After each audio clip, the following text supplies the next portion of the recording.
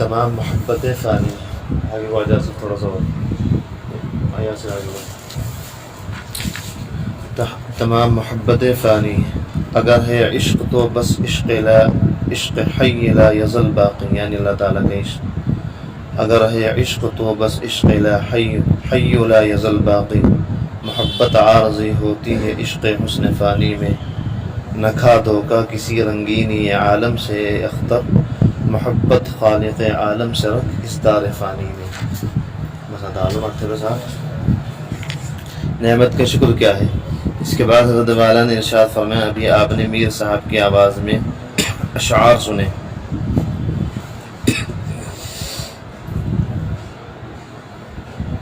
تو نعمت کا اصل شکر یہ ہے کہ اللہ کی جو بھی نعمت ہو سب کا شکر تقوی ہے۔ کیا شکر ہے؟ یاد رکھو اللہ تعالیٰ کی ہر نعمت، چاہے وہ کھانے کی ہو، شیخ کی صحبت کی ہو، نیک لوگوں کی صحبت کی ہو، اشک بار آنکھوں کی ہو، درد دل کی ہو، سب کا شکریہ اور حاصل شکر تقوی ہے، یعنی گناہوں سے بچنا، اپنے تقوی پر لغو نہ گرنے دو۔ اصلی وفاداری اور اصلی شکر تقوی ہے۔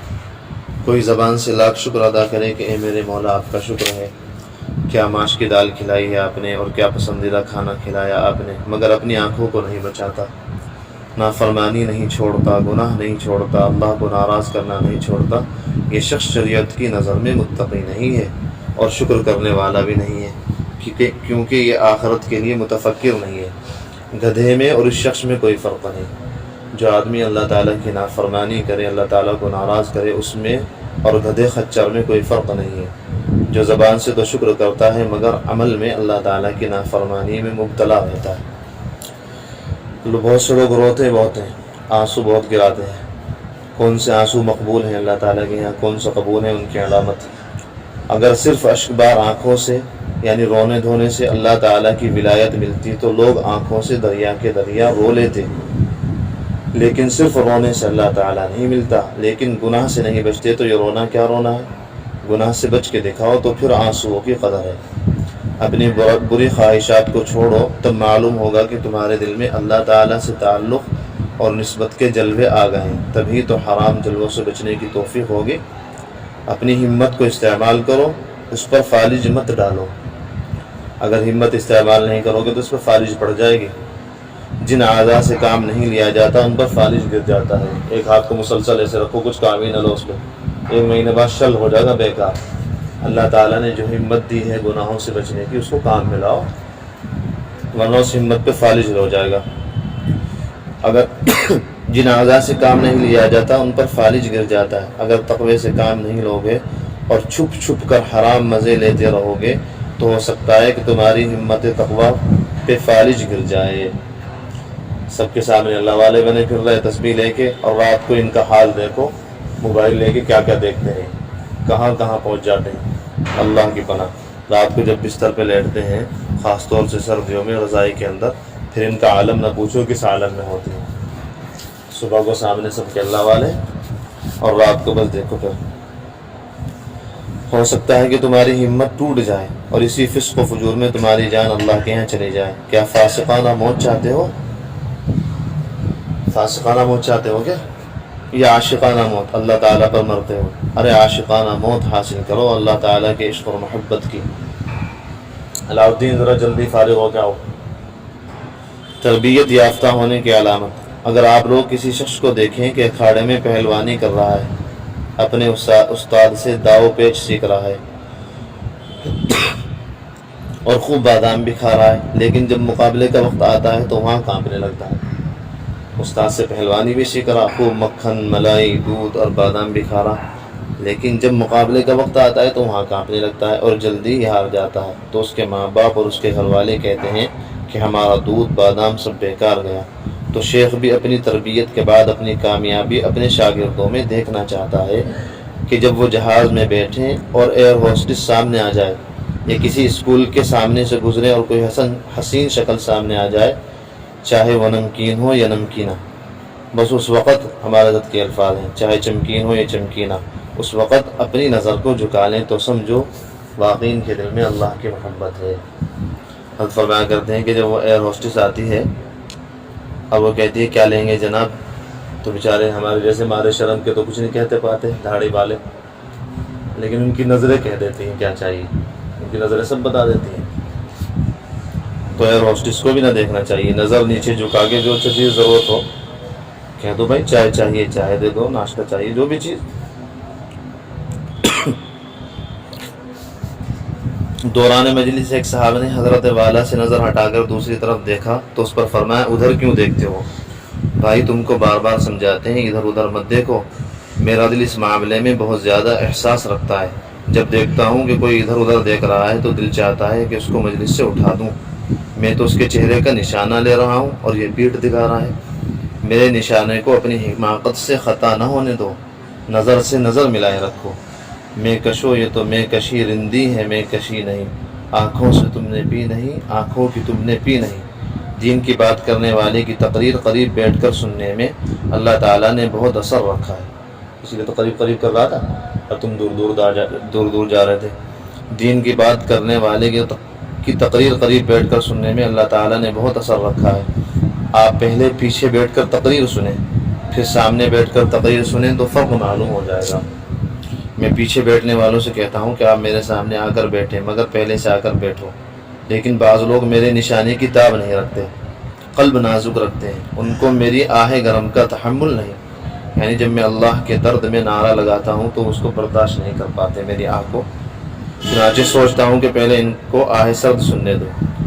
اللہ تعالیٰ کے فضل سے بتدریج انشاءاللہ آئندہ آگے بڑھتے چلے جائیں گے۔ ان کے لیے اجازت ہے کہ پیچھے بیٹھیں۔ کچھ لوگ حضرت والا کی درد کی تاب نہیں لا سکتے تھے، جب حضرت بیان کرتے تھے منبر پہ بیٹھ کے، جب اللہ کہتے تھے درد بھرے الفاظ سے تو بعض لوگ وہ تاب نہیں لا سکتے تھے، انہیں بہت یعنی بے حال ہو جاتے تھے، تو حضرت نے ان کو اجازت دی تھی کہ آپ پیچھے بیٹھ جائیں، آپ کو میرے اللہ کی تاب نہیں ہے۔ میرے بعض احباب ایسے ہوتے ہیں جو پوچھتے ہیں کہ یہ آہ اور درد دل کیا چیز ہے؟ پورے بیانات میں سنا آہ اور درد دل۔ حضرت فرما دیں کہ بعض لوگ پوچھتے ہیں یہ آہ اور درد دل یعنی دل کا درد کیا چیز ہے؟ یہ ان لوگوں کی سادگی تباہ ہے، بھولا پن ہے، اس کا نام جہالت نہیں ہے، وقت آئے گا تو خود ہی سمجھ جائیں گے انشاءاللہ۔ تو میں عرض کر رہا تھا کہ جس طرح پہلوان کو خوب دودھ بادام پلائے جائیں اور کشتی کے ساز و سامان بھی تیار کیے جائیں، لیکن جب کشتی لڑنے کا موقع آئے تو وہ مقابل کے سامنے والے کے سامنے کانپتے ہوئے گر جائے، تو اس وقت اس کے گھر والے یہی کہتے ہیں کہ ہمارا دودھ بادام سب ضائع گیا، اور استاد بھی یہی کہتا ہے۔ اکھاڑے کی تیاریاں استاد کو رکھنا سب برباد ہو گیا۔ اسی طرح استاد اور شیخ بھی اپنے مریدین کو تربیت دیکھ کر پھر اکھاڑے میں دیکھنا چاہتے ہیں کہ شیطان کے ساتھ کتنا مقابلہ کرتا ہے، لیکن جس طرح بعض جانوروں کو پتہ نہیں چلتا کہ یہ نر ہے یا مادہ، جس طرح بعض جانوروں کا پتہ نہیں چلتا یہ نر ہے یا مادہ، مرد ہے یا عورت، تو ایک شاعر کہتا ہے کہ چونکہ دم برداشتم مادہ نظر آیت، جس کی بھی دم اٹھائی وہ مادہ نظر آئی۔ مولانا جلال الدین رومی رحمۃ اللہ علیہ فرماتے ہیں، اور جانوروں کی دم کیوں ہوتی ہے شاید آج پہلی بار سنو گے آپ، ہمارے حضرت والا نے بتایا تھا کہ شاید تم پہلی بار سنو گے، اب واقعی ہم نے پہلی بار سنا۔ جانور کی دم اللہ تعالیٰ نے اس لیے لگائی کہ وہ اپنے سطر کو نہیں چھپا سکتا تھا، اللہ تعالیٰ نے خود بخود سطر چھپانے کا انتظام کر دیا، اپنا سطر نہیں چھپا سکتا تھا جانور، پیچھے دم لگا دی کہ اس کی شرمگاہ چھپ جائے۔ جب اللہ تعالیٰ جانوروں کی شرمگاہ کو چھپانے کا اتنا اہتمام فرما رہے ہیں تو ہمیں اپنی شرمگاہوں کو چھپانے کی کتنی ضرورت ہے؟ تو خیر مولانا جلال الدین رومی رحمۃ اللہ علیہ فرماتے ہیں، لا شجاعت یا فتح قبل الحروب، اے جوان جو تو اکڑ کر سینہ دکھا رہا ہے، تیری بہادری کا کچھ اعتبار نہیں، یہاں کیا پھونکا مار رہا ہے، میدان جنگ میں بہادری دکھا دو، تیری بہادری معتبر ہے۔ اپنے گھر میں اور مسجد کے ممبر پر تو ہر آدمی رو سکتا ہے، اشک بار ہو سکتا ہے، دل بھر آ سکتا ہے، تو یہ نعمت ہے مگر نعمت کامل نہیں ہے۔ نعمت کامل جب ہے جب دل کش چہرے سامنے آئے، جب دل کش چہرے سامنے آئے اور اللہ تعالیٰ کے حکم کی آواز کان میں آ رہی ہو، یغضوا من ابصارہم، میرے پیاروں نظر کو جھکا لو، اس وقت اگر نظر جھکا لی تو سمجھو کامیاب ہو گئے۔ اس وقت اللہ کا حکم نہ توڑو تو اس وقت گویا ملتزم تمہیں حاصل ہو گیا۔ ملتزم کے معنی ہے لپٹنے کی جگہ، چمٹنے کی جگہ۔ ملتزم حرم مکہ میں ہے ایک جگہ جس کے اندر پہلے کعبہ میں تھی، وہ داخل اللہ کے نبی کے زمانے میں پھر اسے باہر کر دیا گیا، اسے ملتزم کہتے ہیں، اس کے آس پاس کے لوگ۔ وہ تو حتیم ہے، اس کے پاس ایک جگہ ملتزم ہے جس سے چپٹ کے روتے ہیں بیت اللہ کے دروازے کے پاس، تو کہتے ہیں ملتزم چمٹنے کی جگہ کو کہتے ہیں۔ اگر تم نظر بچا کر غم اٹھا لو اور دل توڑ دو، خدا کے قانون کو نہ توڑو، تو واللہ مسجد کے منبر سے اختر کہتا ہے خدا کی قسم اسی وقت حاصل ملتزم، یعنی ملتزم کا حاصل کیا ہے؟ بیت اللہ سے آدمی چپٹتا ہے کس وجہ سے؟ اللہ تعالیٰ کے قریب ہو جائے۔ تو فرما رہے کہ جب تم نظر بچاؤ گے اسی وقت حاصل ملتزم، یعنی اللہ تعالیٰ کا قرب عظیم تم کو عطا ہوگا، مگر حج وہیں جا کر ادا ہوگا۔ دیکھو یہ احتیاط کی توفیق اللہ دیتا ہے، ورنہ بعض لوگ کہتے ہیں کہ بس نظر بچا لو اور یہیں ملتزم پالو، کون خرچہ دے؟ تو حج فرض سعودی عرب جا کر ہی ادا ہوگا، ارکان حج وہیں جا کر ادا ہوں گے، مگر اللہ تعالیٰ کا قرب یہیں گلیوں میں، مارکیٹوں میں اور اسٹیشنوں پر اور بازاروں پر اور ایئرپورٹوں پر بھی اللہ کی محبت مل سکتی ہے۔ وہ کیا کہ جہاں بھی کوئی نمکین شکل آ جائے اس سے نظر بچا کر اللہ تعالیٰ کی محبت حاصل کر لو۔ اپنے اللہ کے قانون کا احترام اور عظمت کرو، اللہ سارے عالم میں آپ کو عظمت دے گا۔ اللہ کے قانون کی عظمت اور بڑائی کا خیال رکھو، اللہ تعالیٰ تمہیں پوری دنیا میں بڑا بنا دے گا۔ ویسے ہی بڑا بننا چاہتے ہو اللہ تعالیٰ کی نافرمانیاں کر کر کے، اور اگر مسجدوں اور خانقاہوں میں بھی بے اصولی ہو جائے تو گھر بیٹھے اللہ رسوا کرنے اور ذلیل کرنے پر بھی قادر ہے۔ اللہ کی عظمت اور قدرت انتقامیہ سے بے خبر نہ رہو، اللہ تعالیٰ کبھی بھی انتقام لے لیتے ہیں۔ وہ جہاں غفار ہیں وہیں ذل انتقام بھی ہیں، جہاں معاف کرنے والے ہیں وہیں انتقام لینے والے بھی تو ہیں۔ لوگ اللہ کے نام کی رحمت پر، اللہ کی رحمت کے نام پر گناہ کرتے رہتے ہیں کہ اللہ بڑا کریم ہے، یہ تو اور کسی کی زبان تو مصیبت، اللہ تعالیٰ بڑا کریم ہے، باقی کریم ہے، بے شک اللہ کریم ہے، لیکن پھر دکان کیوں کھولتے ہو؟ اللہ تعالیٰ کریم ہے تو دکان کیوں کھولتے ہو؟ گھر ہی پہنچا دیں گے، اللہ تعالیٰ رزاق بھی تو ہیں، وہاں تو تم دکھاتے نہیں کہ اللہ تعالیٰ رزاق ہیں، ہم دکان کیوں کھولیں، کاروبار پہ کیوں جائیں؟ جس طرح تم یہ کہہ رہے ہو کہ اللہ تعالیٰ کریم ہے، ہم تو گناہ کرتے رہیں گے، اللہ تعالیٰ معاف فرما دے گا، تو اسی طرح اللہ تعالیٰ رازق بھی تو ہیں، رزق دینے والے ہیں۔ سب چھوڑو، دکان بند کرو، کاروبار ٹھپ کرو اور بیٹھ جاؤ گھر میں۔ وہاں تو دکان کھولتے ہو، وہاں تو کاروبار چلاتے ہو، اور یہاں ڈھیلے پڑ جاتے ہو کہ نہیں گناہ نہیں چھوٹتے، اللہ تعالیٰ کریم ہے، معاف فرما دیں گے۔ پھر دکان کیوں کھولتے ہو؟ گھر پر انتظار کرو کہ اللہ بڑا کریم ہے، گھر پر ہی رزق پہنچا دے گا۔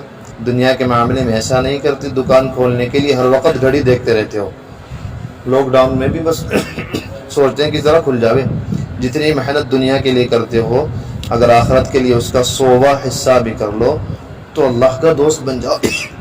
اس لیے عرض کرتا ہوں کہ یہ خانقاہ روحانی اکھاڑا ہے، اس میں دودھ بادام روحانی یعنی اللہ تعالیٰ کی محبت کھلائی جاتی ہے، یعنی اللہ کا ذکر، اللہ کی محبت سکھائی جاتی ہے۔ جو تمام بادام اور ساری غذاؤں کا پیدا کرنے والا ہے، یہاں ان کا نام لینا سکھایا جاتا ہے۔ ذکر اللہ کی طاقت، 1 کروڑ بادام کھا لو اور ایک دفعہ محبت سے اللہ کا نام لے لو تو 1 مرتبہ اللہ کا نام لینے کی طاقت کیا ہے؟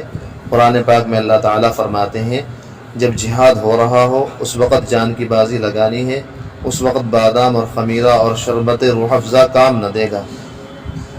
جب جہاد ہو رہا ہو تو اس وقت یہ نہیں کہ میں بھی بادام کھاؤں گا تو کام نہیں۔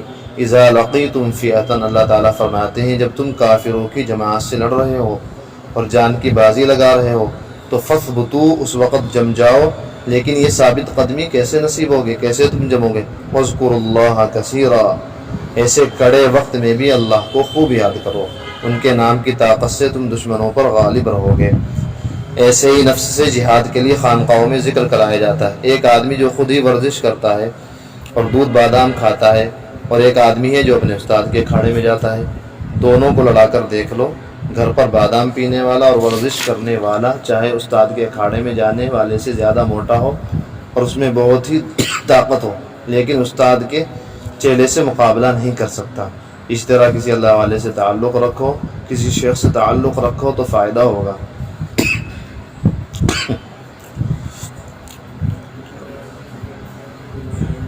تو شیخ کے یہاں روحانی غذا دی جاتی ہے، یعنی اللہ کا نام لینا سکھایا جاتا ہے تاکہ آپ اپنے سب سے بڑے دشمن کا مقابلہ کریں۔ کون ہے ہمارا سب سے بڑا دشمن؟ نفس اور شیطان۔ پہلے نمبر پر نفس، اللہ کے نبی فرماتے ہیں ان اعداء عدوک فی جنبیک، تمہارا سب سے بڑا دشمن تمہارے پہلو میں ہے، یعنی نفس ہے۔ پھر فرما رہے اپنے سب سے بڑے دشمن کا مقابلہ کریں اور نفس کے غلام نہ بنیں۔ ہمت سے کام لیں اور حفاظت نظر کا اہتمام کریں، نظر کو بچائیں۔ نظر نہیں بچ پاتی آج کل اچھے اچھے دینداروں کی، جو ہر وقت راتوں کو تہجد میں رو رہے، صلاۃ و تسبیح پڑھ رہے، رمضان کی راتوں میں رونا دھونا کر رکھا، اور بازار میں جاتی بس 3-4 لڑکیاں دیکھی بس تسبیح چل رہی، بیکار سب تسبیح، سب تہجد بیکار، کوئی حیثیت نہیں اللہ کے یہاں۔ اللہ یہ نہیں چاہتے کہ ہر وقت تسبیح گھماتے رہو، بس ہر وقت گناہ سے بچتے رہو۔ حاجی جی بیٹھے دکان پر گھور گھور کے بھی دیکھ رہے، تو یہ بس نظر کا اہتمام کرو، نظر بچانے کا، اور تمام گناہوں سے بچیں، چاہے وہ ڈش اینٹنا ہو، چاہے ٹیلی ویژن ہو، چاہے خلاف شریعت گانے باجے ہوں، کسی کی پرواہ نہ رہے، سب کو نکال کے پھوڑ پھاڑ کے رکھ کر دو، کسی سے ڈرو مت، سارا جہاں ناراض ہو پرواہ نہ چاہیے، مد نظر تو مرضی جانا نہ چاہیے۔ یہ فرما رہے کہ سارا جہاں ناراض ہو، کچھ پرواہ نہ کرو، بس اللہ تعالیٰ کی مرضی کو سامنے رکھو، بس اس نظر سے دیکھ کر تو کر یہ فیصلہ کیا کیا تو کرنا چاہیے، کیا کیا نہ چاہیے۔ نفس جس کا امام ہوتا ہے اس کا نیچا مقام ہوتا ہے، نفس جس کا امام ہوتا ہے اس کا نیچا مقام ہوتا ہے، اور عشق جس کا امام ہوتا ہے، یعنی اللہ تعالیٰ کی محبت، عشق جس کا امام ہوتا ہے اس کا اونچا مقام ہوتا ہے۔ ہمارے حضرت ہی کا شعر ہے، جو رشتہ دار منہ پھلائیں کہ آپ ہمارے ڈش اینٹنا، ٹیلی ویژن اور مووی والے شادی بیاہ میں نہیں آئے، تو آپ ان سے کہہ دیجئے چونکہ وہاں سب سے بڑے سرکار کے ناراض ہونے کا خطرہ تھا۔ جو رشتہ دار کہیں جن کے ہاں شادی بیاہ میں گانے بازے ہوں، ڈی جے ہوں، خلاف شریعت باتیں ہوں، چھوڑ دو انہیں، دھکا مارو، ایسی برادری سے بے برادری ہونا بہتر ہے۔ ہمارے حضرت فرمایا کرتے ہیں ایسے خاندان سے بے خاندان ہو جانا بہتر ہے، جو ہمیں اللہ تعالیٰ تک پہنچنے سے روکے۔ وہ کہیں کہ آپ ہمارے یہاں شادی میں کیوں نہ آئے، تو ان سے کہیں کہ اگر وہاں جاتے، وہاں نہ جانے سے تو صرف تم ناراض ہوئے ہو، تمہاری شادی میں جانے سے نہ جانے سے، کیونکہ وہاں ڈی جے وی جے، موویاں، عورتیں مرد آپس میں مل رہے ہیں، وہاں نہ جانے سے تم ناراض ہوئے ہو، اگر ہم وہاں جاتے تو سب سے بڑی سرکار ناراض ہو جاتی، اس کو کیسے راضی کرتے پھر ہم؟ سب سے بڑی سرکار کے ناراض ہونے کا خطرہ تھا، جن کا ہم مقابلہ نہیں کر سکتے، تمہارا مقابلہ تو کر سکتے ہیں، تمہاری حیثیت کیا ہے، ہمارے ساتھ اللہ تعالیٰ ہے، بس اللہ خوش ہو جائے، چاہے تم ناراض ہو جاؤ، کچھ فکر نہیں، اللہ نے چاہا تو تمہیں آؤ گے ایک دن دعائیں کرانے، اللہ تعالیٰ تمہیں راضی کر دیں۔ بلکہ ہمارے حضرت نے فرمایا ایک دفعہ کہ جہاں کہیں تم پروگرام میں جا رہے ہو، شادی بیاہ میں، اگر وہاں خدا نخواستہ پہلے کچھ نہیں ہو رہا تھا، عین موقع پر کچھ فلمیں بننے لگیں، فوٹو کھینچنے لگے، تو حضرت نے فرمایا کہ اگر منہ میں لقمہ بھی ہو اس کو نکال کر باہر نکل جاؤ فوراً، وہ لقمہ کھانا بھی جائز نہیں ہے۔ اب ہم 100 بہانے بنا کے، بس زیادہ نہیں بولتا میں، پھر میرا بول لوگوں کو کڑوا لگے، اپنوں کو ہی کڑوا لگے، تمہیں تو کیا کڑوا، تمہیں تو لگے گا ہی کڑوا، اس لیے میں زیادہ نہیں بولوں گا۔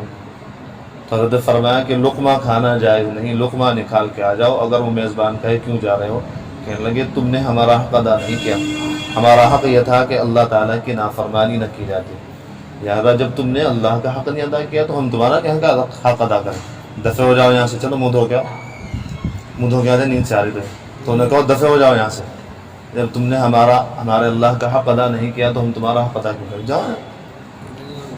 ہاں اس والی ٹنکی پہ، یہ جو ہے پورے والی ٹنکی، ایک دیندار نوجوان کا واقعہ، یہ سنیے، ہمت پیدا کرنے والے واقعات ہوتے ہیں یہ۔ محکمہ موسمیات، یعنی جہاں موسم بتایا جاتا ہے کہ بھئی آج موسم ایسا ہوگا، آج اس موسم ایسا ہوگا، یہ حضرت وہاں کی بات بتا رہے ہیں پاکستان۔ ایک نوجوان لڑکا دھاڑی رکھے ہوئے تھا، اس کا سپروائزر روزانہ اس کو تنگ کرتا تھا کہ دھاڑی منڈوا دو۔ یہ مسلمانوں کا حال ہے، اللہ تعالیٰ معاف کرے، مسلمان کو کہہ رہا دھاڑی منڈوا دو۔ گھر میں کسی لڑکے نے دھاڑی رکھ لی تو اب گھر والے ناراض، ماں بھی کہہ رہی ابھی سے کیوں رکھ لی دھاڑی، باپ بھی کہہ رہا منڈوا دو۔ اللہ تعالیٰ کے سنت، اللہ کے نبی کی سنت کو منڈوانا چاہ رہا ہے، تو اس کے سپروائزر نے کہا بڑے نے کہ دھاڑی منڈوا دو۔ اس نے کہا دھاڑی تو میرے گال پر ہے، آپ کی گال پر تھوڑی، آپ کو کیوں فرق پڑ رہا؟ بھائی دھاڑی یہاں ہے، تمہارے یہاں تھوڑی ہے، تمہیں کیوں مصیبت نظر آ رہی؟ اس نے کہا کہ دھاڑی میرے گال پر ہے، تمہارے پر نہیں، پھر آپ کو کیوں تکلیف ہوتی ہے؟ مگر اس ظالم پر کچھ اثر نہ ہوتا تھا۔ بعض ظالم ایسے ہیں کہ ان کی غفلت کسی عذاب الہی اور سزا سے تبدیل ہو جاتی ہے۔ اللہ تعالیٰ ہمیں اسی غفلت سے محفوظ رکھے کہ اگر ہماری غفلت ختم نہ ہوئی تو اللہ تعالیٰ بعض مرتبہ عذاب بھیج کر غفلت ختم کرتے ہیں۔ اس سے پہلے کہ اللہ تعالیٰ کوئی عذاب بھیجے، اللہ تعالیٰ ہمیں غفلت سے جگا دے۔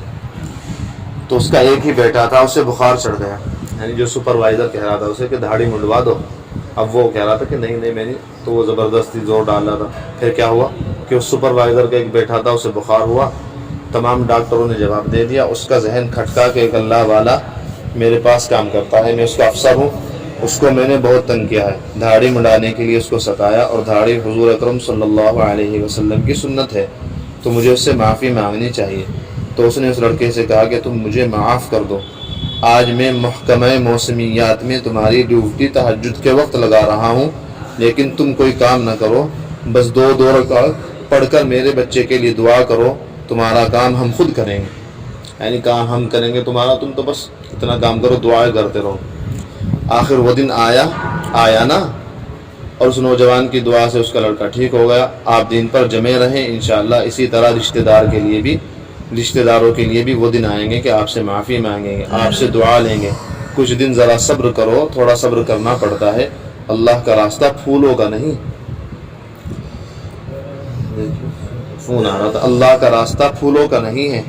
اللہ کے نبی نے فرمایا الا ان سلعۃ، چلے جاؤ ادھر جا، الا ان سلعۃ اللہ غالیۃ، اللہ کا راستہ بڑا مہنگا ہے۔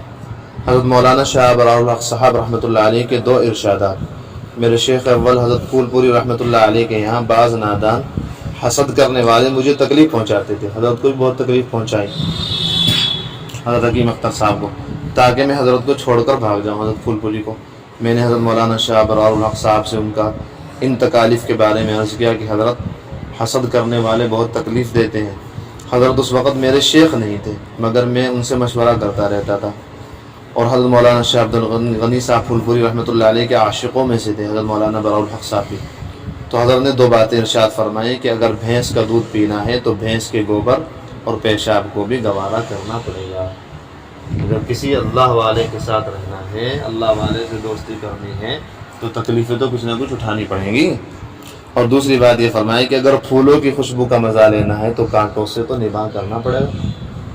اگر گلاب توڑنا چاہتے ہو تو کانٹے تو بعض دفعہ لگ ہی جاتے ہیں ہاتھ میں۔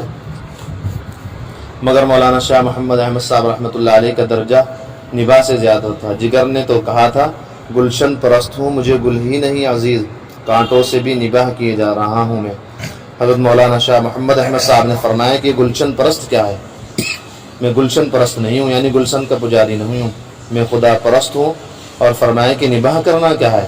نباہنے میں تو مجبوری ہوتی ہے، جیسے کہتے ہیں بھائی میں نباہ رہا، مجبوری ظاہر ہوتی ہے، مجبوراً یہ کام کر رہے ہیں۔ میں کانٹوں سے نباہ نہیں کر رہا ہوں، انہیں دل سے پیار کر رہا ہوں کہ چلو یہ بھی اللہ کے ہیں۔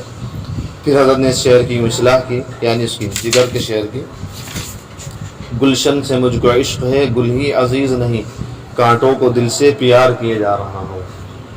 حضرت مولانا جلال الدین رومی رحمۃ اللہ علیہ فرماتے ہیں کہ ایک کانٹا رو رہا تھا اور اللہ تعالیٰ سے فریاد کر رہا تھا کہ یا اللہ مجھے آپ نے کانٹا بنا دیا، میری لوگوں میں کوئی عزت نہیں، اگر میں کہیں گلشن میں پیدا ہو جاؤں، کہیں آ جاؤں تو لوگ مجھے اکھاڑ کر پھینک دیتے ہیں۔ کیا فرمایا ایک کانٹے نے اللہ تعالیٰ سے کہ آپ نے مجھے کانٹا بنا دیا، اب لوگ مجھے اکھاڑ کے پھینک دیتے ہیں، میری کوئی قدر نہیں۔ رو رہا تھا وہ، تو اللہ تعالیٰ نے یہ کیا کیا، کانٹے کے اوپر پھول کھلا دیا کہ لو اب پھول کی وجہ سے تمہیں گلشن سے نہیں نکالا جائے گا۔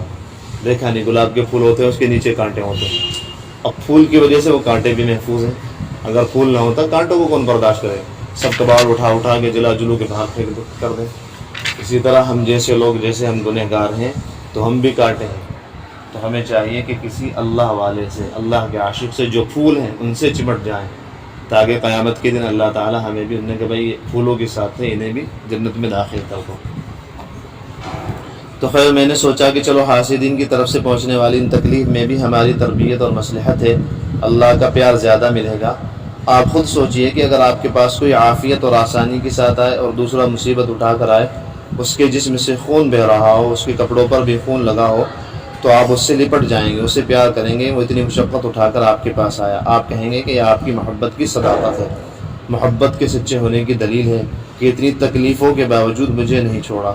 تو اللہ کے پانے کے لیے مصیبت کے باوجود شیخ کو نہ چھوڑیں، گناہ چھوڑنے کی مصیبت اٹھا لیں، نظر بچانے کی تکلیف برداشت کر لیں، اللہ کو نہ چھوڑیں، گناہ کو چھوڑ دیں۔ چھوڑنے کی چیز تو گناہ ہے، حکم تو تھا گناہ چھوڑ دو، تم نے اللہ میاں کو چھوڑ دی۔ ہمارے حضرت فرما رہے حکم یہ تھا کہ گناہ کو چھوڑ دو، لیکن ہم اللہ تعالیٰ ہمیں معاف فرمائے، ہم نے اللہ تعالیٰ کو چھوڑ دیا، گناہ کرتے رہتے ہیں، کہیں ٹی وی دیکھتے رہتے ہیں، کہیں گندی فلمیں دیکھتے رہتے ہیں، کھوپڑی پر اتنے جوتے پڑیں گے کہ تحمل نہیں کر سکو گے۔ اللہ تعالیٰ کی طرف سے ڈھیل ہے اور اللہ تعالیٰ کا حلم ہے، جب ہم پر عذاب نہیں آ رہا ہے۔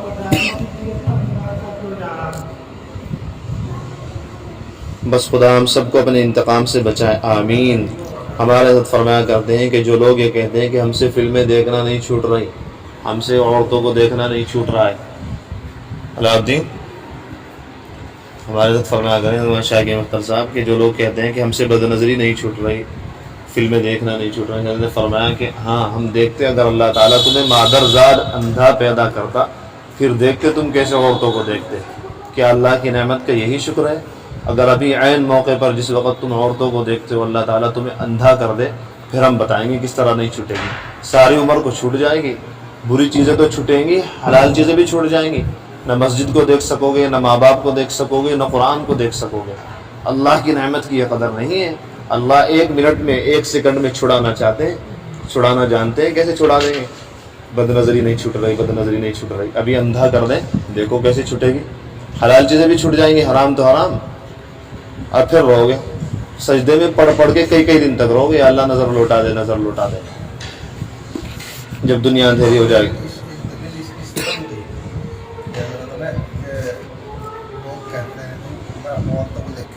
ہمارے سے حضرت نے کہا کہ بھائی راستہ ایک ہی ہے آنے کا اور ایک ہی ہے جانے کا، اللہ نے بنایا راستہ انسان کے پیدا ہونے کا بھی ایک ہی راستہ ہے اور ایک ہی راستہ ہے قبرستان جانے کا۔ بچنے کے تو بہت سارے راستے صحیح ہاں، راستہ ہی نہیں ہے، راستے بہت ہیں اگر آدمی چاہے، صحیح بات۔ یہ فرمایا ظاہر و باطن کی اصلاح، بس بھائی فکر نہ کریے، جلدی ختم کر دیں گے۔ علاء الدین کو میرے سامنے بٹھا بھائی، آنکھوں سے تم نے پی نہیں، آنکھوں کی تم نے پی نہیں، ادھر کو جاؤ، میں کشوں یہ تو میں کشی ہے رندی نہیں، آنکھیں سے آنکھیں ملنی چاہیے۔ نہیں بیٹھے رہو تم، بس تھوڑی سی جگہ کر دو۔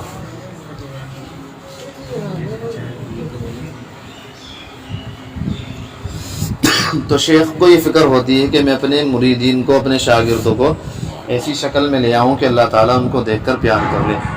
بعض کی صورت تو مقطع ہے، داڑھی بھی شرعی ہے، داڑھی بھی پوری ہے، ٹوپی بھی صالحین کی، ماشاءاللہ 5 کلی والی ٹوپی حضرت تھانوی رحمۃ اللہ علیہ کے یہاں کے سلسلے کی، وہ ذرا اور نیک لوگ اڑتے ہیں۔ ٹوپی بھی صالحین کی ہے، مگر سیرت کی فکر نہیں، سیرت کا کیا حال ہے، اندر کا کیا حال ہے، سب چیزیں اوپر سے بنا لی، داڑھی ہے، لباس ہے، چہرہ ہے۔ صورت کے ساتھ سیرت بھی ضروری ہے، صورت کے ساتھ سیرت بھی ضروری ہے کہ جب کوئی حسین گزرے نظر کی حفاظت کریں، کسی کا مال پڑا ہوا ہو اس کے حوالے کر دیں۔ شریعت کے ظاہری اور باطنی اعمال پر عمل کرنا مطلوب ہے۔ اس وقت کا سب سے بڑا عمل ہمارے حضرت یہ فرمایا کریں کہ سب سے بڑا عمل، اس کے بغیر تو آپ اللہ تعالیٰ کے قریب ہی نہیں ہو سکتے، قریب ہونے کی سوچ بھی نہیں سکتے جب تک غیروں سے نہیں بچو گے، نظر نہیں بچاؤ گے تو ذرہ برابر بھی اللہ تعالیٰ کے قریب نہیں بلکہ دور ہوتے رہو گے۔ نظر کی حفاظت، اگر غیروں سے تعلق ہے تعلق کو ختم کرو۔ حضرت نے فرمایا کہ اگر کسی کا دل بالکل متوجہ ہو اللہ تعالیٰ کی طرف، عبادت کر کر کے، گناہ سے بچ بچ کے، یوں ہو بالکل عین زاویے پہ، بالکل یوں، مثلا یہ اللہ تعالیٰ کا رخ ہے اور اس کا رخ ہے، تو فرمایا اگر کسی نے بد نظری کر لی تو یوں ہو جاتا ہے، اس کی پیٹھ اللہ تعالیٰ کی طرف ہو جاتی ہے اور رخ اس مردار حسین کی طرف ہو جاتا ہے۔ گلنے سڑنے والی لاش کی وجہ سے اللہ تعالیٰ کو چھوڑ گیا، دیکھا نظر کا انجام، اللہ تعالیٰ کی طرف پیٹ ہو گئی، جن کی طرف رخ تھا ان کی طرف پیٹ کر دی اور حسین کی طرف رخ ہو گیا۔ تو اس کے بغیر تو بھائی چل نہیں سکتا کام، اگر اللہ تعالیٰ کے قریب جانا تو یہ تو ضروری ہے۔ تو اسی کو فرما رہے صورت احکام شریعت کے مطابق بنا لینا اس کا جو ہے وہ جسم ہے، یعنی عمارت ہے، اور تقوی سے رہنا، گناہ سے بچنا اس کی فنیشنگ ہے۔ ہر آدمی اپنی عمارت میں دونوں کام کرتا ہے، بنیاد بھی مضبوط ہو اور فنیشنگ بھی شاندار کرتا ہے۔ خانقاہ میں بھی 2 کام کیے جاتے ہیں، یہاں صورت سازی بھی کی جاتی ہے، یعنی چہرہ بھی اللہ کے نبی جیسا بنایا جاتا ہے، اور سیرت سازی بھی کی جاتی ہے۔ اگر کسی لڑکی کو کسی بیوٹی پارلر نے بہت حسین بنا دیا اور شوہر نے اس سے کہا کہ واقعی اس بیوٹی پارلر نے کمال کر دیا تھا کہ دیکھتے ہی کہ تمہیں اتنا خوبصورت بنا دیا.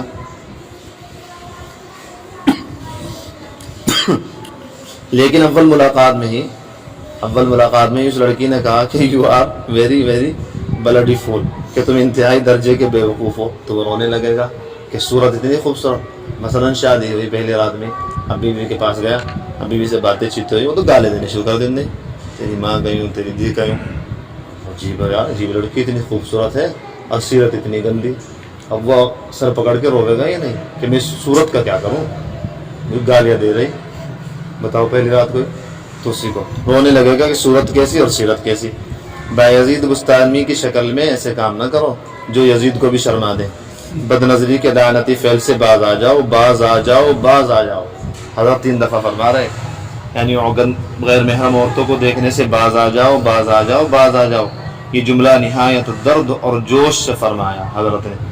پھر آگے فرماتے ہیں میرے درد دل سے مذاق نہ کرو، میری آہ کو رائے گا مت کرو، میری آہ کو رائے گا کرنے والوں میرے ساتھ یہ بے وفائی نہ کرنا. بھولو پہلوان جیسا جسم لے کر معمولی سی بکری سے نہیں لڑ سکتے، اتنے تگڑے تگڑے 6 فٹ کے. ہر وقت مومن کے سامنے نفس کی کیا حقیقت ہے. نظر بچاؤ اور حلوہ ایمانی کھاؤ، ایسی حلاوتوں سے الگ ہو جاؤ. جو فرسٹ فلور پر تو حلاوت ہے اور گراؤنڈ فلور پر سبگو اور موت سے بھرا ہوا ہے. بس اپنی بیویوں کی خوب قدر کرو جن کی شادیاں ہو گئیں، ان کے ایک آنے حسن کو 17 آنا سمجھو، اور پورے عالم کی اول نمبر آنے والی حسینہ کو کوڑا سمجھو. چاہے جتنی حسینوں میں کیا مطلب، سب کوڑا ہے. ہمارے لیے ہماری بیوی ہی اصل چیز ہے، وہی سب سے بڑی نعمت ہے، کیونکہ وہ اللہ تعالیٰ کے ہاتھ سے ہمیں ملی ہے، نکاح کے ذریعے ملی نا، تو وہ اللہ تعالیٰ نے ہمیں دی ہے، وہی ہمارے لیے سب سے بڑی نعمت ہے. حسن فانی کے دھوکے میں نہ ہو. حسن فانی کا دھوکہ. $1,00,000 پیش کر کے ایک شخص نے ایک حسین لڑکی کے ساتھ معاشقہ کیا، عشق کیا، اور جیسے ہی گود میں بٹھا کر پیار شروع کیا تو اس کا ایک رقیب تھا جس نے پہلے ہی کوئی گولی دست کی حسینہ کو کھلا دی تھی. تو عین وقت پر زبردست موشن، بہت بڑا پاخانہ 1 کلو کا ہو گیا، سخت بدبودار. تو عاشق صاحب نے کہا کہ کم وقت کیا یہی وقت کہا گنے کا، ہر چیز کا ٹائم ہوتا ہے. اللہ عجیب، ہمارا عجیب مثالیں دیں کہ ہر چیز کا ٹائم ہوتا ہے. یہ کون سا ٹائم فکس کیا ہوتا تم نے؟ میری محبت پر تم نے پاخانہ برسا دیا بجائے پیار کے بدلے میں تو پیار دیا جاتا ہے، تم نے پیار کے بدلے میں پاخانہ دیا. اب وہ گھبرا کر اٹھی، اور جب تھوڑا سا اٹھی تو ناک اور منہ کے سامنے ٹارگیٹ 90 ڈگری کا بنا تھا. یعنی جیسے ہی اٹھی اس کی پچھلی شرمگاہ پاخانے کا راستہ اس کے بالکل منہ کے سامنے آ گیا. عاشق صاحب کے سامنے 90 ڈگری کا ایک دم زاویہ بن گیا ایسے. یہ تو شرمگاہ پاخانے کی اور یہ منہ. تو حضرت نے فرمایا کہ جیسے ہی وہ اٹھی اور ناک منہ کے سامنے ٹارگیٹ ایک دم 90 ڈگری کا تھا، ایک موشن ہو رہا آگے زبردست، اور سارا گوس عاشق کے منہ اور ناک میں بھر گیا. اس کے بعد سے اپنی چھنگلیوں سے کان پٹولے، کان میں سے پاخانہ گھسا ہوا تھا. معلوم ہوا کہ چھرے دار دست تھے جس کو ہگتے وقت اس نے ایل بنایا، جیسے چاقی میں ایٹم بم بنایا جاتا ہے. تو اس ایل کی وجہ سے اس کے کان میں بھی پاخانہ بھر گیا. کیا ایسی چیزوں پر اللہ کو، اب دیکھو اصل حضرت نے مزیدار مثال دی. اصل کیا کہنا چاہتے ہیں؟ کیا ایسی چیزوں پر اللہ کو، اپنے خالق اور پالنے والے کو چھوڑ دو؟ پاخانہ کرنے والی، ہگنے موتنے والی چیزوں پر کب تک گدھے رہو گے دوستو؟ ہم لوگ کب تک گدھے رہیں گے؟ ہر شخص جو نفس کا غلام ہے، گدھا ہے. کب تک ایسی زندگی گزارو گے؟ جب جنازہ قبر میں اترے گا تو کون کام آئے گا؟ ان حسینوں کو ساتھ لے جانا، یہی کام آئیں گے. یہی کام آئیں گے. جن لڑکیوں سے تعلقات کر رکھی یہ کام آئیں گی. یہی تمہیں سوال کی، ہم یہی تمہیں نہیں، ہم سب لوگوں کو سوال کا جواب بتائیں گے. ایک دن جنازہ اترنے والا ہے قبر میں، اپنے انجام کو بھولنے والا انٹرنیشنل بیوقوف ہے. اب عقل کی تعریف سنو بھائی، بین الاقوامی انٹرنیشنل تعریف عقل کی کیا ہے؟ آپ سارے عالم سے عقل کی بین الاقوامی تعریف پوچھ لیں، چاہے کافر ہی کیوں نہ ہو، وہ بھی یہ کہے گا کہ عقل کی انٹرنیشنل تعریف یہ ہے کہ انجام بین، آدمی آگے کی سوچ کر چلے، کل کی سوچ کر چلے. یہ ہے عقل. عقل مند وہ ہے جو اپنے مستقبل اور فیوچر کا خیال رکھتا ہو. اب بتاؤ، اللہ والوں سے، نیک لوگوں سے بڑھ کر کون مستقبل کو دیکھتا ہے؟ وہ تو آگے کی ہر بات کہ آگے قبر ہے، آگے حشر ہے، آگے جنت ہے، جہنم ہے، اللہ کا دیدار ہے. ان سے بڑا عقل مند کون ہوگا؟ تم تو صرف کل کی کاروبار کی سوچتے ہو. ہمارے دوست فرماتے ہیں دنیا والے تو صرف کل کے کاروبار کی سوچتے ہیں، اور اللہ والے کاروبار کی بھی سوچتے ہیں پھر قبر کی، آخرت کی، حشر کی. اب بتاؤ ان سے بڑا عقل مند کون ہوگا جو مرنے کے بعد آخرت کا بھی خیال کر رہے ہیں. دنیا بھر کے کافر زیادہ سے زیادہ اپنی اسی دنیا کے مستقبل کا خیال رکھتے ہیں، اور اللہ والے اپنے مرنے کے بعد کے مستقبل کا بھی خیال رکھتے ہیں. بتاؤ کون عقل مند ہے؟ یہ سائنسدان عقل مند ہیں، اللہ والے عقل مند ہیں. اس لیے میں ثابت کرتا ہوں کہ اللہ والوں سے بڑھ کر دنیا میں کوئی عقل مند نہیں ہے، اور اللہ کو ناراض کرنے سے بڑھ کر کوئی بے وقوفی نہیں ہے، کیونکہ وہی دنیا اور آخرت کا مالک ہے. اسی لیے میں کہتا ہوں کہ نافرمانی سے باز آ جاؤ، نافرمانی سے باز آ جاؤ، گنہگار زندگی سے باز آ جاؤ. حضرت مولانا شاہ محمد احمد صاحب کا شعر ہے، اف کتنا ہے تاریک گنہگار کا عالم. یعنی گنہگار کا عالم، گنہگار کی دنیا کتنی اندھیری ہے. اس کا حضرت فرما رہا ہے، اف کتنا ہے تاریک گنہگار کا عالم، انوار سے معمور ہے ابرار کا عالم. اللہ والوں کا عالم، ان کی دنیا نور سے بھری پڑی ہے. بار بار مت آزماؤ گناہوں کے حرام مزوں کو، بہت گناہ کر چکے اور کچھ نہیں ملا سوائے بے چینی اور پریشانی کے. کتنی دفعہ آزما لیا ہم نے، ہزاروں دفعہ. ذلت رسوائی کے، کیا اپنے آپ کو رسوا کرنا جائز ہے؟ کیا اپنی آبرو کو گٹر لائنوں پر تباہ کرنا جائز ہے؟ یہ بات عقل کے بھی خلاف ہے، خاص کر جس کو اللہ نے کوئی عزت بھی دی ہو. ایک شخص نے دوسرے سے کہا کہ میں تجھ کو بے عزت کر دوں گا. اس نے کہا کہ میرے پاس عزت ہی نہیں تو کیسے بے عزت کرے گا؟ بے عزت تو جب ہو جب اس کے پاس عزت ہو، لیکن جس کو حق تعالیٰ نے عزت دی ہو، جس کو اللہ تعالیٰ نے عزت دی ہو، اس ظالم کو کیا ہو گیا؟ یعنی اللہ والے، نیک لوگ، باشرہ لوگ، دھاڑی والے، مفتی، مولوی، جن لوگوں کو اللہ تعالیٰ نے عزت دی ہے، ان لوگوں کو کیا ہو گیا؟ اللہ کے یا اس کے بندوں کے حقوق میں اللہ کی نافرمانی کر کے خود کو بے عزت کرتے ہیں. اچھا جب سنو، اللہ کے مقبول بندے کون ہیں؟ یعنی جن کو اللہ تعالیٰ نے قبول کر لیا، قبول، جن کو اللہ تعالیٰ نے اپنا بنا لیا. کیسے معلوم ہو کہ فلاں بندہ مقبول ہے؟ کیا اللہ کے مقبول بندوں سے کبھی گناہ ہوتا ہی نہیں؟ کیا خانقاہوں میں رہنے والے سے معصوم ہو جاتے ہیں؟ خانقاہ سے بندہ مقبول تو ہو جاتا ہے، معصوم نہیں. شرعی دھاڑی، لمبا کرتا، گول ٹوپی کے باوجود غلطیاں ہو سکتی ہیں. زیادہ یہ بے وقوفی ہے، لوگ مفتیوں مولویوں کو یہ بھی سمجھتے ہیں.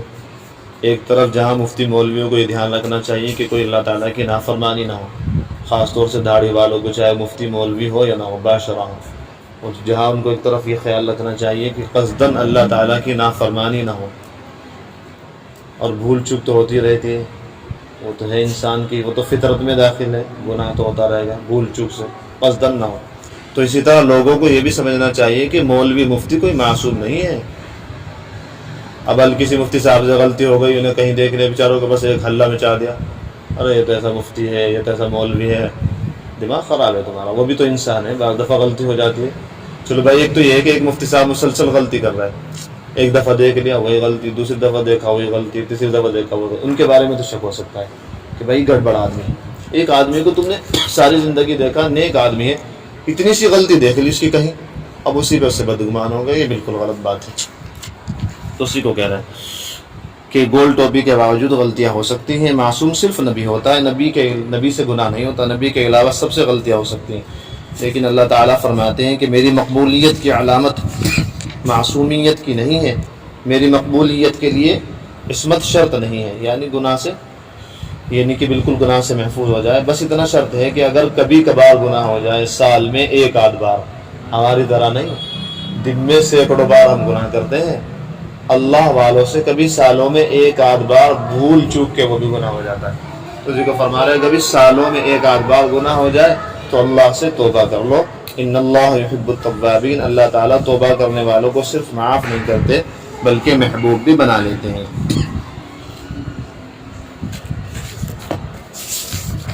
تو آج کی تعلیم کا خلاصہ کیا تھا؟ سمجھ میں آیا کچھ؟ خلاصہ بتاؤ بھائی کیا تھا؟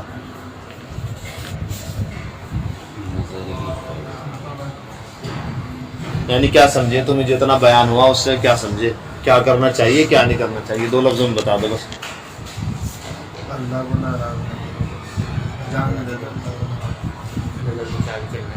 بتاؤ بھائی، تم بھی بتاؤ. ہاں خلاصہ وہی کل ملا کے صحیح بات وہی ہے کہ 2 الفاظ ہیں کہ جان چلی جائے، اللہ تعالیٰ کو ناراض نہ کیا جائے. بس خلاصہ کچھ بھی ہو جائے اللہ تعالیٰ کو راضی رکھ کے چلو. زیادہ تسبیح پڑھو یا نہ پڑھو، زیادہ عبادتیں کرو یا نہ کرو، فرض ادا کرو، واجب، سنت موقدہ، اللہ تعالیٰ کو راضی رکھو، پھر دیکھو اللہ تعالیٰ آپ کو کیا مزہ دے گا۔ کل آئی تھی بات، وہ شاید تم اس میں ہوتے تو پتہ لگتا کہ اللہ تعالیٰ اپنے عاشقوں کو دنیا میں جنت سے زیادہ مزہ دیتے ہیں، جنت سے بھی زیادہ۔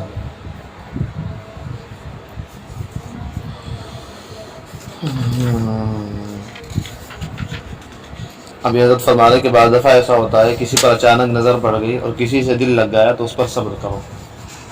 ایسا ہو گیا ایک نظر اچانک پڑے، قصدن نہیں، قصدن تو گناہ ہے، جان بوجھ کے کر دے گا۔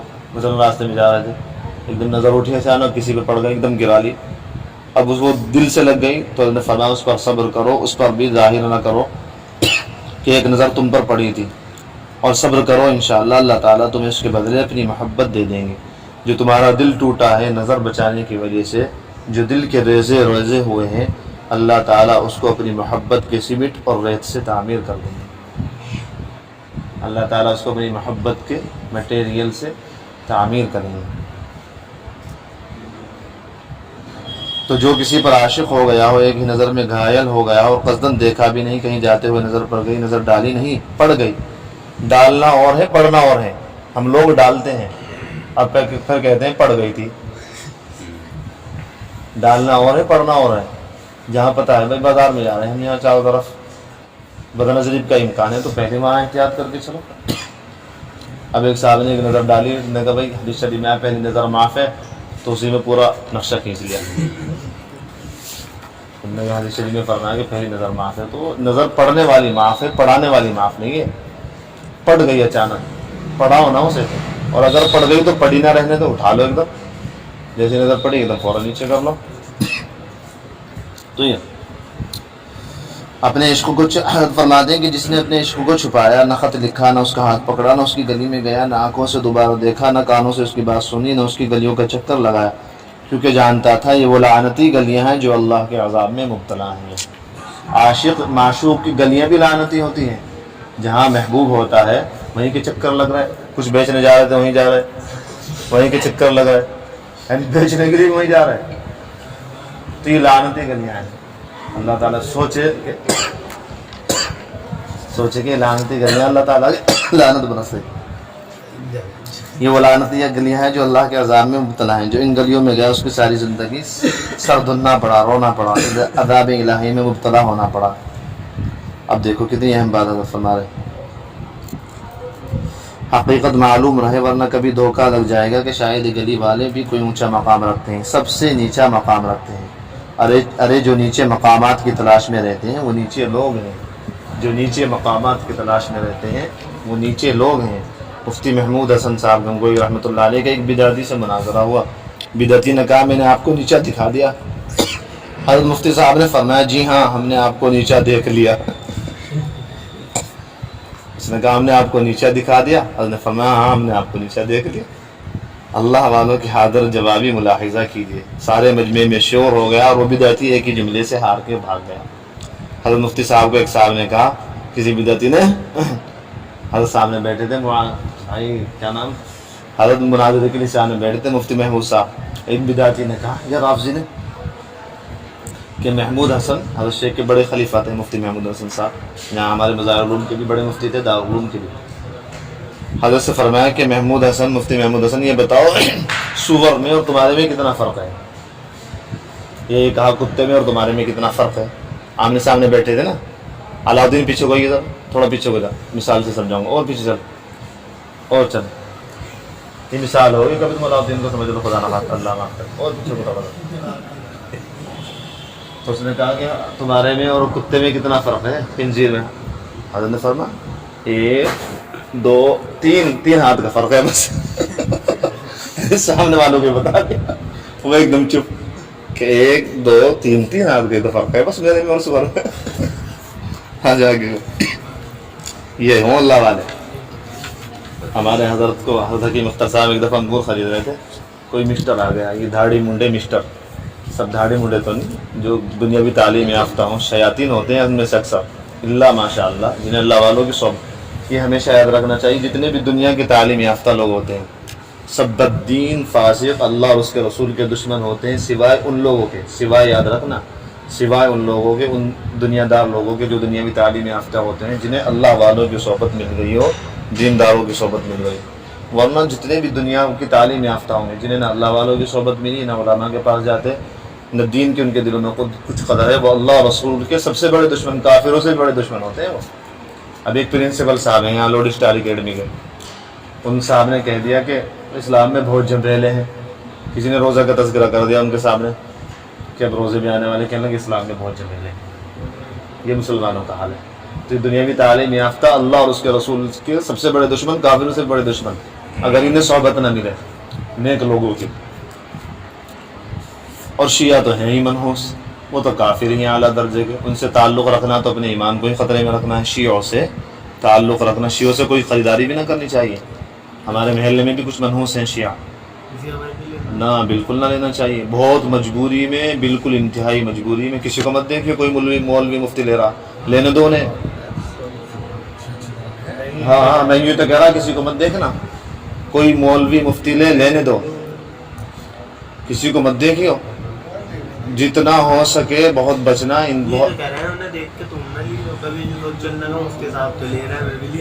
جتنا ہو سکے بہت زیادہ بچنا.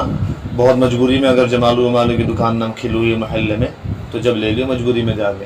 لیکن اگر اپنے لوگوں کی دکان کھلی ہو ان سے لو، بالکل نہ جاؤ اس کے پاس. اور کہنا وہی کسی کو نہ دیکھو مولوی مفتی کو کون لے رہا، بس نہ کسی کو کچھ کہو گے کیوں لے رہا. جس کو ہماری بات اچھی لگے، ہمارے پہ اعتماد ہو، یقین ہو کہ یہ صحیح بات بتاتا ہے، وہ عمل کرے. باقی آپ کی مرضی ہے، کرو نہ یہ کرو. جس پہ ہمارے پہ اعتماد ہے وہ تو عمل کرے، دوسروں کو کچھ نہ کہے کہ کون لیتا ہے یا نہیں. خود بچے کہ کوئی چیز نہ لے، مجبوری میں لے لے.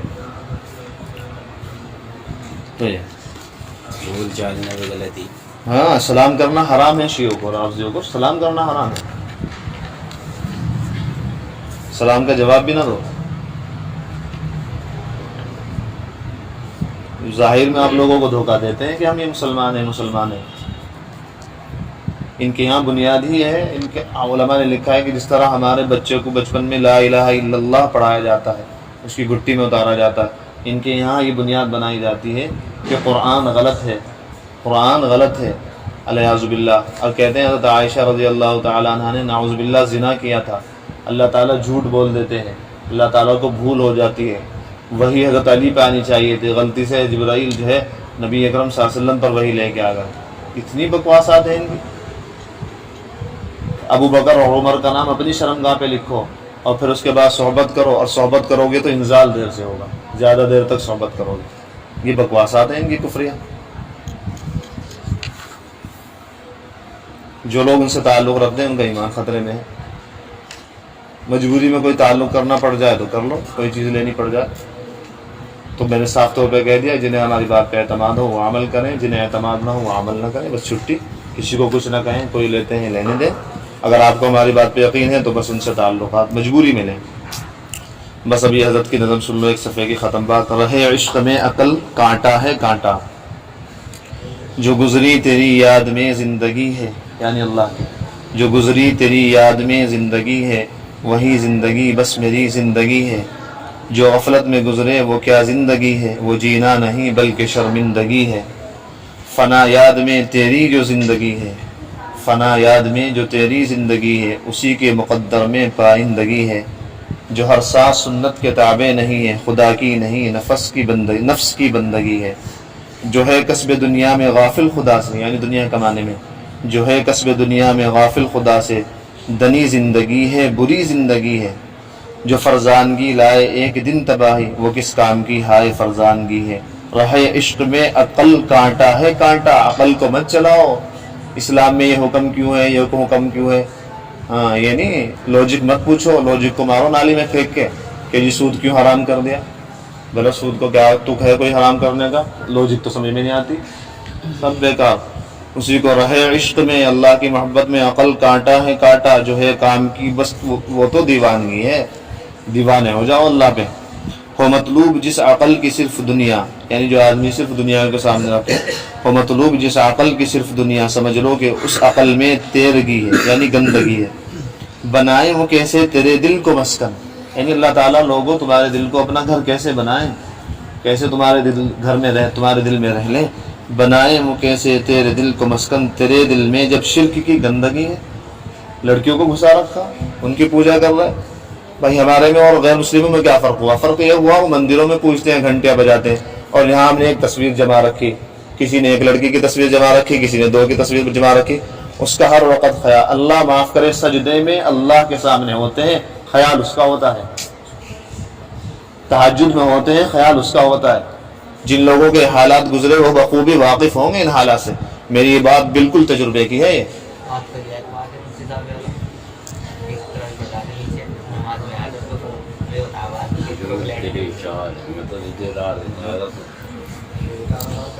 بنائے وہ کیسے تیرے دل کو مسکن، تیرے دل میں جب شرک کی گندگی ہے، نہ ہو جائے جب تک کہ اختر انہی کا، نہ ہو جائے جب تک کہ اختر انہی کا، یعنی صرف اللہ کا، نہ ہو جائے جب تک کہ اختر انہی کا، یہ کس کام کی اس کی زندگی۔ میرا کوئی نہیں آہ تیرے سوا، اے خدا اے خدا اے خدا۔